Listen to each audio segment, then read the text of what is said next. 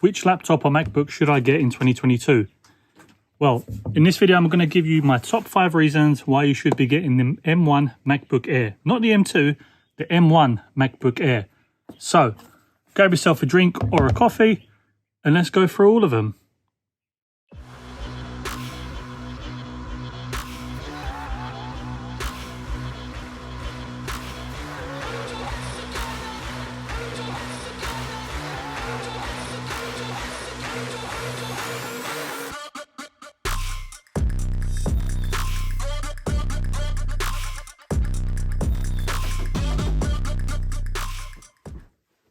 So, the first reason is going to be price. Now, obviously, price does kind of control everything we purchase, because if it's not in our budget, then kind of stops us from buying it, or stops some people from buying it. And with the Mac M1, with it being released almost 2 years now, you can find some pretty good deals on it.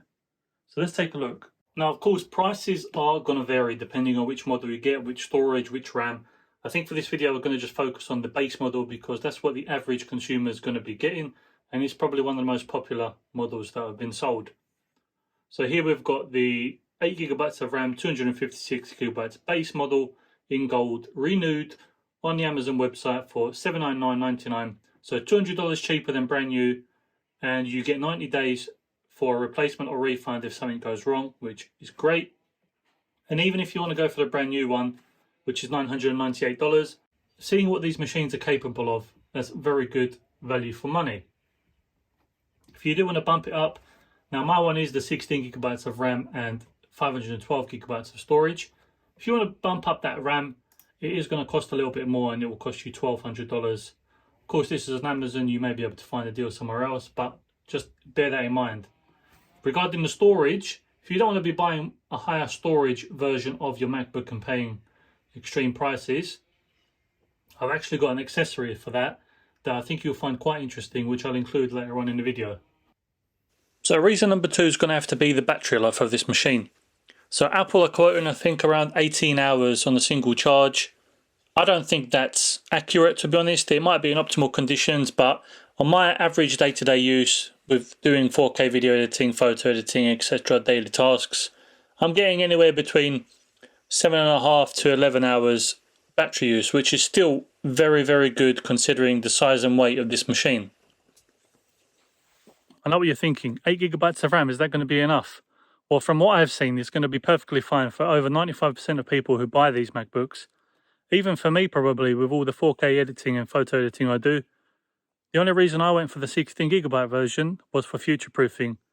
Speaking of future, if you enjoyed this content so far and you want to see more later on, hit that subscribe button below and like the video so more people can see it as well. So number 3 is how portable this thing is. We've got a 13.3-inch display on the front, which if you do need something bigger, you can always plug it into an external display at home or in the office, but this is perfect for working on the go. It's super slim and weighs under 3 pounds, so you shouldn't have any problems with finding a backpack to fit it in. And combine that with the fact that it has no fans in it, it's super silent. I love the fact that I can actually use this as a laptop and take it with me anywhere I want. Now, I know some of you are going to be worried about the 256GB not being enough with storage-wise. Well, here's an accessory that's going to help with that, and the fact that the MacBook only has 2 ports in it. So this is a USB-C hub by the company Enquires. It connects to the MacBook through one cable on the side, and it's got a bunch of different ports that you're going to come in handy. Especially for me, this has been very handy accessory. You've got Ethernet on the side and HDMI, as well as your micro and memory cards, Type-C and USB-A ports. It's made of aluminium, so it's got a very premium feeling. And not only that, but you can put your own Nvme SSD in there, up to 8TB, which would be more than enough space than you might need. And you can always swap it out for a bigger one if you want later on. So if you want to grab yourself this or the MacBook or anything else in the video, there's going to be links in the description box below, as well as probably the comments. So check it out and let me know what you think. So reason number 4 is going to have to be the performance of this machine. Now, it's funny how when looking back at all the other reasons, it all combines into one ultimate machine. So we've got great price, great portability, great battery life, and now great performance. Now, one thing I am very surprised about with this machine is all the previous laptops I used before this one once you'd unplug them from the power, you'd have considerably less power performance to use on the machine until it was plugged back in, because they would drain so much power. But these M1 processors have become so revolutionary, at least to me, once they're released, that no matter if I've got the laptop plugged in or unplugged, I get the same great performance regardless. Now this is a 4K clip that I'm editing right now. It's actually the video you're watching at the minute. And you can see these are all 4K clips on there, and it's scrubbing through with no issues. And I've got a bunch of different apps open as well. So Affinity Photo Editor, I've got Google Chrome on there as well. We know how much Google Chrome takes up of memory.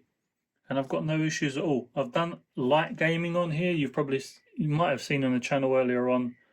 I did some Rocket League gaming just to test the performance, but I don't really game too much anyway, so that's not one of my main priorities. But mainly 4K editing and photo editing, everything, and it does it without a breeze. I don't even think I'm using this machine up to its full capability. That's how good it is. Now bear in mind I have got the 16GB of RAM version. I personally think that I would have even managed all this with the 8GB of RAM version. So all in all, the performance in this machine is so good. You'd be surprised.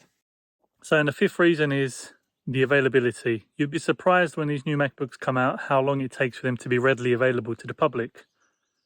With these ones, because they've been released for so long, you should be able to go pick them up same day, or even with Amazon, have same day or next day delivery, which is always a good thing, not having to wait a month or 2 or 3+ months for the item you've ordered. So I hope this video helped you. Hope these reasons helped you with making your decision. Like I said, if you want to see more videos like this, hit that subscribe button below.